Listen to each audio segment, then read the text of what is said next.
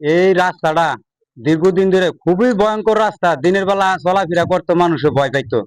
এই অভিত ভাইয়ের কারণে ওনাকে আমার অনেক অনেক ধন্যবাদ জানাই। উনির কারণে আমাদের গ্রামের এলাকার মানুষের চলাফেরার জন্য একটা সুযোগ সুবিধা পাওয়ার একটা আশা করতেছি ইনশাল্লাহ। আর যে পরিবেশটা করছে, এখন আমরা কিছুদিনের জন্য যাইতে পারবো, চলাফেরা করতে পারবো।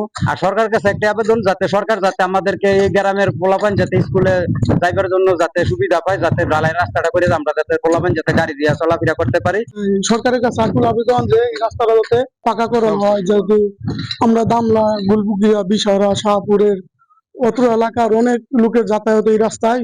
এখন যেটুকু করছে এতটুকু আলহামদুলিল্লাহ। আজকে যে শিয়াল ছিল রাস্তাঘাট, যে জঙ্গলের মতো ছিল, এটা আজকে মঙ্গল হয়েছে। পরিষেবা আছে, আর যদি ভাড়া করে দেয় সরকার, তাহলে আমরা জন্য একটু সুযোগ সুবিধা ভালো হইবে। এই রাস্তাটা এতদিন এরকম জঙ্গল ছিল, মানুষ সাইকেল যেতে অনেক ভয় পেত। প্রবাসী অভিত ভাই উনি এই কাজটা করাইতেছে। আমরা এই রাস্তাটা হওয়ার জন্য এখন আমরা চলাফেরা করতে পারবো। জঙ্গল ঝোপঝাড় ভরা ছিল, দিনের ভালো মানুষে আসা যাওয়া করতে পারতো না। প্রবাসী অভিত ভাইয়ের জন্য এখন এই রাস্তাটা কাজ চলতেছে, অনেক মানুষ এখান দিয়ে আসা যাওয়া করতে পারবে।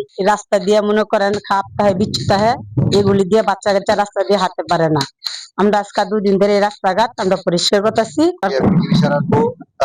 যে রাস্তাটা ছিল সব আবর্জনা ছিল, মানুষ চলাফেরা করার কষ্ট ছিল। তো এই জায়গাটা গায়েদের ফাউন্ডেশন তরফের থেকে জায়গাটা পরিষ্কার করা হয়েছে। তা আপনারা সবাই আমাদের জন্য দোয়া করিবেন। আর গরিব দুঃখীদের পাশে আমরা ইনশাআল্লাহ সবার পাশে আসি আল্লাহর রহমতে।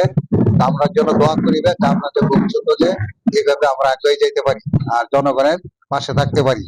আর সরকার বলা হইলো যে আপনারা এই রাস্তাটা দামলা, কুলপুরা, বিটিভিসারা, সবার জন্য আল্লাহর রহমতে রাস্তাটা জনগণের চলার সুন্দর হবে।